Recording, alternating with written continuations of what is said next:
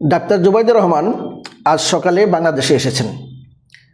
ওনার শাশুড়ি অর্থাৎ দেশনেত্রী বেগম খালেদা জিয়াকে উনি দেখভাল করবেন এবং ওনার যাওয়ার ব্যাপারে সিদ্ধান্ত নেবেন, এটা আমরা সবাই জানি। কিন্তু আমরা কি জানি উনি বাংলাদেশে কতদিন অবস্থান করবেন? আমরা অনেকেই কিন্তু জানি না। কারণ বাংলাদেশের রাজনৈতিক পরিস্থিতি যেভাবে আছে, এইভাবে ওনার শাশুড়িকে নিয়ে যাওয়ার চাইতে ওনার এখানে থেকে যাওয়াটাই হবে যুক্তিযুক্ত। কারণ বাংলাদেশকে নিয়ে কিন্তু ষড়যন্ত্র হচ্ছে, বাংলাদেশের নির্বাচনকে পিছিয়ে দেওয়ার জন্য ষড়যন্ত্র হচ্ছে, বিভিন্ন আলামত স্পষ্ট হচ্ছে। সেক্ষেত্রে ওনার বাংলাদেশে থেকে যাওয়াটা হবে যুক্তিযুক্ত।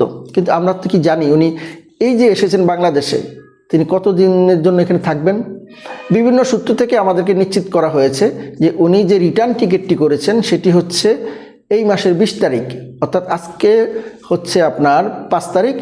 15 দিন উনি এখানে থাকবেন বলে আমরা ধরে নিতে পারি, অন্তত ওনার টিকিটে তাই বলে।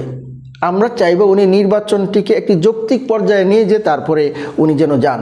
কারণ ওনার মা, বিশেষ করে ওনার যে শাশুড়ি আম্মা, তাকে লন্ডন নিয়ে গেল, এখানে একজন জিয়া পরিবারের মানুষ থাকা দরকার। কারণ এই জাতি বারবার দেখেছে বিএনপি পরিবার অথবা এই জাতির ভাগ্য নিয়ে কীভাবে ছিনিমিনি খেলা হয়েছে, সেই সুযোগটি কিন্তু আরেকবার আমরা দিতে চাই না।